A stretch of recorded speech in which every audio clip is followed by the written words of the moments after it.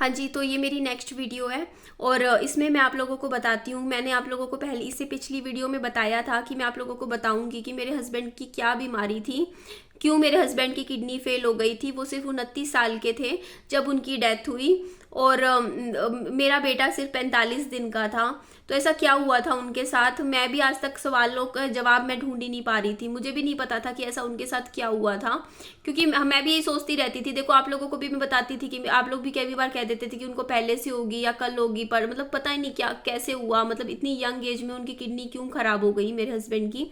तो अभी रिसेंटली मैंने ना मेरे हस्बैंड की जो रिपोर्ट थी किडनी बायोप्सी की, वो मैंने मेरे डॉक्टर को दिखाई, मतलब जो विहान की जो डॉक्टर थी जिनको मैं मतलब विहान के टेस्ट करवाए। तो उन्होंने बहुत अच्छे से केयरफुली उनकी रिपोर्ट पढ़ी, क्योंकि उनको ये जानना था, उनको फैमिली हिस्ट्री देखनी थी कि मतलब क्यों मतलब ये मतलब उनकी किडनी खराब हुई। तो उन्होंने मुझे बताया कि मेरे हस्बैंड को एफएसजीएस नाम की बीमारी थी। एफएसजीएस फोकल सेगमेंटेड ग्लोबुलर कुछ कहते हैं सिंड्रोम। ये नेफ्रोटिक सिंड्रोम नाम से कुछ प्रॉब्लम होती है, इसका नाम है।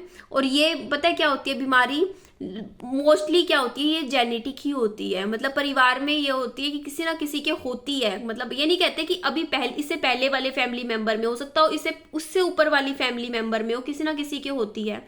तो ये जो बीमारी होती है ना एफएसजीएस, ये ना लाखों में से किसी एक की होती है, बहुत रेयर है, बहुत ज्यादा। मीन्स आम बीमारी नहीं, मतलब आम क्या किसी की होती नहीं, बहुत ही किसी किसी की होती है ये बीमारी। एफएसजीएस नाम से होती है, ये नेफ्रोटिक सिंड्रोम बोलते हैं इसको। ये बहुत इतनी रेयर है ना, मतलब इतनी रेयर कि आप सोच भी नहीं सकते। मतलब कहते ना कि किस्मत ही खराब होगी कि मतलब उनको हुई, मतलब बहुत ही रेयर। और मेरी भी किस्मत खराब कि मेरी जिनसे शादी हुई उन्हीं को ही हुई ये बीमारी। इतनी रेयर बीमारी है ना, ये आम बीमारी नहीं है, मतलब हर किसी को नहीं होती है, लाखों में से कोई एक इंसान होता है जिसकी होती है। इसमें क्या होता है ना कि नेफ्रोटिक सिंड्रोम एफएसजीएस में ये उसको थी, सेलिना गोमेज को, जो ये एक्ट्रेस है ना सेलिना गोमेज, जिनको किडनी ट्रांसप्लांट हुआ था, सेम मेरे हस्बैंड को वही बीमारी थी, जो एफएसजीएस वाली। आई थिंक उनको शायद लूपस भी था, ऑटो इम्यून डिजीज थी शायद उनको, वो भी थी। तो इन बीमारी में क्या होता है ना कि इसमें आपका इम्यून सिस्टम आपके ही मतलब बॉडी पार्ट को अटैक करने लग जाता है गलती से। वो आई थिंक लूपस में होता है, बट एफएसजीएस भी कुछ कुछ इसी तरीके का होता है। इसमें एंटीबॉडीज बन जाती हैं एफएसजीएस बीमारी में। मतलब आपका ना मतलब ये होता है कि शरीर आपको ही खाने लग जाता है गलती से।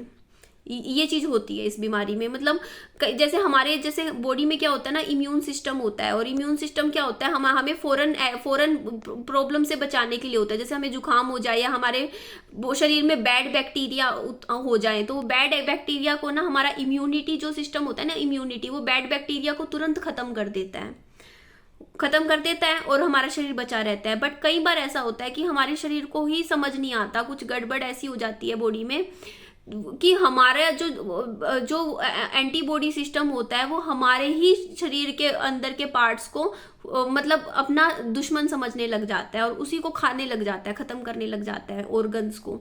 और इसमें क्या होता है फिर स्केरिंग होने लग जाती है उस बॉडी ऑर्गन्स में, मतलब प्रॉब्लम होने लग जाती है। तो ये जो दिक्कत होती है ना, इसका बताऊं क्या बात है आगे, एक और बात बताती हूँ। अगर ये बीमारी आपको पता चल जाए टाइम से तो इस बीमारी का इलाज भी है, इलाज है। अगर मेरे हस्बैंड का, जैसे डॉक्टर से भी मेरी बात हुई थी, क्योंकि रिमीशन में कर देते हैं। देखो दवाई जिंदगी भर खानी पड़ती है एफएसजीएस के केस में, जो ये नेफ्रोटिक सिंड्रोम होता है। लेकिन ये बीमारी ना आपको बचपन से होती है। जैसे मान लो आपको 3, 4, 5 साल की उम्र में होती है वो बीमारी, बचपन से होती है। क्योंकि आप भी जानते हो किडनी एक दिन में कभी खराब नहीं होती, क्योंकि हमारे शरीर में 2 किडनी होती है, पहली चीज, एक नहीं होती। तो आप अगर ये सोचोगे ना, कई लोग मुझे कह देते हैं कि निधि तो ऐसी थी, मनहूस थी, शादी होके इसके तो पति बीमार हो गया। तो मैं एक बात बताऊं, 2 किडनी होती है हमारे शरीर में। मेरे पति की जो बीमारी थी पता चली थी मेरी शादी के 1 साल बाद, लेकिन उनके वोमिटिंग वगैरह कुछ ना कुछ, उनके सिर में दर्द रहना, थोड़ी थोड़ी हल्की हल्की चीजें हो रही थी उनके साथ पहले से, घुटनों में दर्द वगैरह। तो ये जो मतलब बीमारी होती है ना, मतलब कभी भी किडनी एक दिन में खराब नहीं होती। इवन डॉक्टर्स ने भी मेरे वीडियो के नीचे एक बार कमेंट किए थे और ये बात पे एग्री किया था कि कभी भी एक दिन में या एक कभी बहुत ही, जैसे कई बार वो होता है ना, कोई दवाई असर कर जाए, रिएक्ट कर जाए आपके शरीर में, कोई दवाई आप ले लेते हो तेज पेन किलर, तब तो एक दिन में भी खराब हो सकती है किडनी, जैसे एक्यूट किडनी फेलियर बोलते हैं जिसको। लेकिन वो बहुत ही रेयर केस होता है, ठीक है, वो मेरे हस्बैंड को ऐसा नहीं है। वो वाला केस नहीं था, क्योंकि उनका एक्यूट नहीं था, उनका क्रोनिक था मेरे हस्बैंड का। तो इस केस में क्या होता है ना कि आपका मतलब किडनी एक दिन में कभी खराब नहीं होती, एक साल में भी कभी खराब नहीं होती, 2 साल में भी इतनी जल्दी खराब नहीं होती हैं, और मतलब बहुत 10-10 साल लग जाते हैं, बहुत धीरे धीरे, मतलब 5-5 6-6 साल तो लगते ही हैं एक किडनी, क्योंकि जब एक किडनी खराब हो जाती है ना तो दूसरी किडनी काम करने लग जाती है। जैसे हम लोग 2 किडनी होती है हमारे पास, तो हम एक किडनी किसी को दे भी तो देते हैं ना, किसी को दे देते हैं, डोनेट कर देते हैं, तब हम लोग एक किडनी पे भी तो जिंदा रहते हैं, और पूरी उम्र एक किडनी पे जिंदा रह भी सकते हैं। तो अब ये सोचो, जब हम एक किडनी हम किसी को दे देते हैं तो भी हम जिंदा रह सकते हैं, तो इसका मतलब एक किडनी खराब होने के बाद दूसरी किडनी तो सही होगी ना, वो दूसरी भी खराब हुई है। सोचो मेरे हस्बैंड की दोनों किडनी खराब हो गई थी जब पता चला उनका किडनी फेल्यूर हुआ है। ऐसा नहीं था कि उनकी एक किडनी खराब है। तो इसका कारण पता है क्या था, वो एक दिन में नहीं होता, ओवरनाइट नहीं होता, उनका बचपन से ही थोड़ा थोड़ा थोड़ा चल रहा था। लेकिन जब तक देखो, क्योंकि हमारी बॉडी में क्या होता है ना, जब हमारी एक किडनी खराब हो जाती है ना, तो बॉडी हमें पता भी नहीं चलेगा कि मेरे को आज मेरी अगर एक किडनी खराब है ना, मेरे को कभी भी बॉडी कोई सिम्टम नहीं देगी जब तक हमारी दूसरी किडनी भी 50% खराब ना हो जाए। ये आप बात सच है, कहीं आप पढ़ लेना। जब तक हमारी एक किडनी अगर हम किसी को दे देते हैं ना, तब भी हम बिल्कुल पहले जैसे रहते हैं, हमारी बॉडी पे इतना असर नहीं पड़ता। लेकिन जब दूसरी किडनी भी हमारी खराब होने लग जाती है ना, वो भी 50% तक खराब हो जाती है। जब तक 50% भी खराब नहीं होती ना, तब तक भी बॉडी कोई भी सिम्टम नहीं देती। जब बिल्कुल आधी रह जाती है ना किडनी, तब जाके ये उल्टियां लगना, मतलब सिर में दर्द होना, तब जाके शुरू होती हैं ये चीजें। तो मेरे हस्बैंड का क्या था ना कि शुरुआत में देखो बचपन में वो चीज थी जैसे, लेकिन वो क्या होता है, सिम्टम्स नहीं देती शुरू के 15-20 साल, वो अंदर ही अंदर शरीर में बीमारी पनपती है और अंदर ही अंदर शरीर के ऑर्गन्स को खाती है। लेकिन वो बीमारी तब तक पता नहीं चलती जब वो पूरे ऑर्गन्स को अच्छे से खत्म ना कर दे, खा जाए उसको बीमारी। ये चीज होती है FSGS।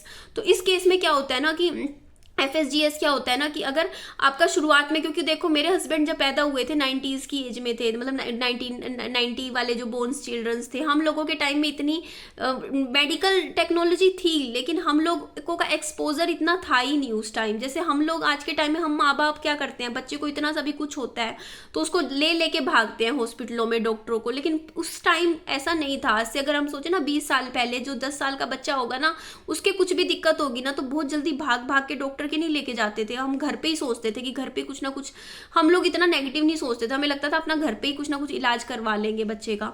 तो इतनी ज्यादा मतलब इतना एक्सपोजर नहीं होता है ना। तो वो चीज अगर मान लो मेरे हस्बैंड की 10 साल की उम्र में पता चल जाती ना कि मेरे हस्बैंड को FSGS नाम की बीमारी है, तो मेरे हस्बैंड की वो दवाइयाँ तो हमेशा चलती पूरी जिंदगी के लिए। लेकिन मेरे हस्बैंड की किडनी फेल कभी भी नहीं होता, क्योंकि वो वहीं पे रोक लेते, मतलब कुछ दवाइयों से उसका इम्यूनिटी सिस्टम डाउन कर देते, कुछ इस तरीके से करते शरीर में कि वो जैसे उसके उन्हीं के ऑर्गन को अटैक कर रहा था ना वो एंटीबॉडीज, तो उसी को ही जैसे इम्यूनोसप्रेसेंट्स बोलते हैं, जो दवाइयाँ जो आपका इम्यून सिस्टम को डाउन कर देती हैं। इस तरीके की बहुत सी दवाइयाँ होती हैं वो देते हैं, जिनसे वो मतलब कम धीरे स्लो भी हो जाती प्रोसेस और रुक भी जाती है। मतलब अगर मेरे हस्बैंड की किडनी जो है ना 28-29 साल की एज में खराब हुई ना, 28 साल की एज में, 28 की एज में, तो वो किडनी क्या पता 50 की एज में खराब होती। मतलब इतना ज्यादा डिले कर देते हैं दवाइयों से, चलता रहता, 50-55 तक भी पहुंचा देते, या कभी जिंदगी में खराब भी ना होती। मतलब इतनी है इस चीज का, FSGS का। मतलब ट्रीटमेंट प्रॉपर नहीं है, लेकिन रिग्रेशन मतलब रिमिशन में डाल देते हैं, मतलब वो रुक जाता है, इतना था। लेकिन किसी को कोई सोचता थोड़ी है कि इतनी रेयर, मतलब लाखों में से किसी को होने वाली एक बीमारी मेरे हस्बैंड को हो सकती थी। कोई इतना तो नहीं सोचता ना कि ये चीज उनको भी हो सकती है। मैं खुद समझ नहीं पाती हूँ। मतलब एम्स वालों ने भी, एम्स में भी गए थे जब मेरे हस्बैंड, उन्होंने भी FSGS ही लिखा था। गंगाराम में गए थे, उन्होंने भी FSGS ही लिखा था, बट मुझे पता नहीं था ये FSGS होता क्या है। तो ये बहुत ही, कहते नहीं किसी की किस्मत सच में ही खराब हो, उसको ऐसी बीमारी हो जाए। और वो भी चीज़ ये कि मतलब पकड़ में नहीं आई, अगर जल्दी पकड़ में और आ जाती ना, मतलब पीछे और पकड़ में आ जाती। इसमें प्रोटीन लीकेज होती है, प्रोटीन लीकेज होने लग जाती है FSGS में, तो उस चीज़ में होती है। बट हाँ ये चीज़ मैं बताऊँ, ये FSGS जेनेटिक है, आप पेरेंटल होती है ये बीमारी। अगर वैसे जरूरी नहीं है, जैसे मान लो हो सकता है माँ बाप को ना हो, क्या पता उससे पीछे किसी के, मान लो दादा दादी को भी ना हो, क्या पता उसके आसपास किसी को हो ये बीमारी। जरूरी नहीं है कि आपकी, क्या पता 3 जनरेशन बाद भी किसी में आ सकती है। या एक जनरेशन बाद भी आ सकती है, या परिवार में और किसी के आसपास हो उसको आ सकती है। जैसे शुगर की बीमारी नहीं कहते परिवार में से आती है, बीपी की भी आती है, शुगर की। जैसे मान लो परिवार में शुगर है तो ताऊओं को है, किसी को है तो उनको भी हो सकती है। तो इसी तरीके से थोड़ी सी जेनेटिक होती है FSGS।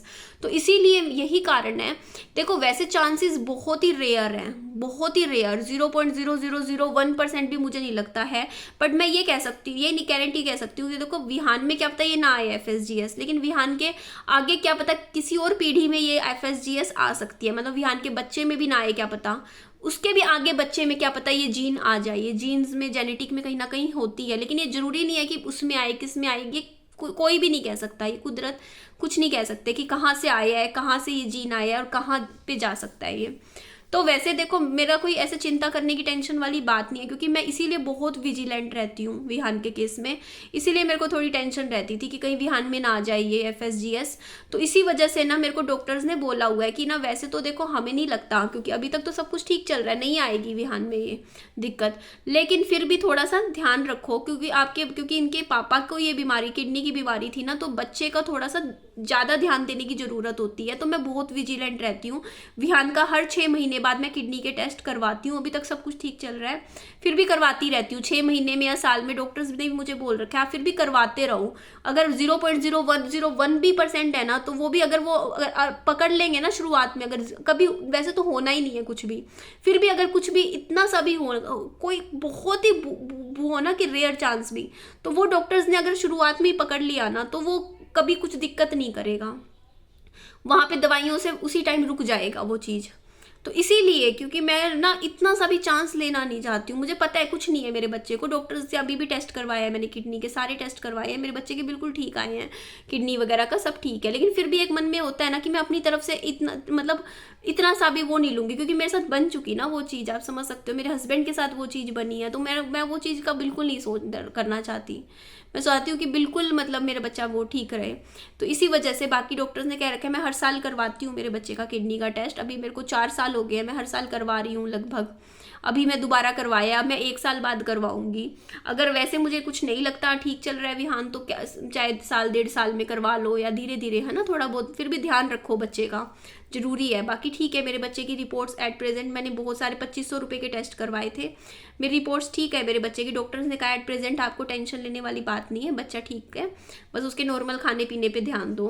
बस भगवान से यही प्रार्थना करती हूँ, क्योंकि मेरे को बस मेरे अंदर, मैं बहुत डर चुकी हूँ। देखिए गाइस, मैंने बहुत कुछ देख लिया अपनी लाइफ में, बस अब क्या करूँ। देखो मेरा एक ही तो बच्चा है ना, बस मैं ये सोचती हूँ मेरे बच्चे को भगवान लंबी उम्र दे, है ना, उसको पूरी ज़िंदगी मिले अच्छे से, वो लंबा जीवन अच्छे से जिए, वो हेल्दी रहे। बस मैं उसकी हेल्थ चाहती हूँ भगवान से, मेरे को कुछ नहीं चाहिए। मैं तो थक ली, ना पैसा कमाना ना कुछ कमाना, बस मेरे बच्चे की हेल्थ अच्छी रहे, मैं हेल्दी रहूँ, ठीक रहूँ। क्योंकि कोई फ़ायदा नहीं है यार टेंशन ले लेके काम करने का कुछ भी, क्योंकि यार कितना भी आप कमा लो लेकिन वो आपकी हेल्थ पे निकल जाएगा इन द एंड, है ना। उससे बढ़िया थोड़ा कमाओ, टेंशन फ्री रहो, अच्छे से अपने बच्चे के साथ अपनी लाइफ को एंजॉय करो, मतलब ठीक रहो कम से कम, ये मैं सोचती हूँ। तो ये चीज़ थी, आप लोगों को आई होप सो समझ गया आ गया होगा क्या होता है ये FSGS। नहीं पता तो बाकी आप गूगल कर लेना इस बारे में।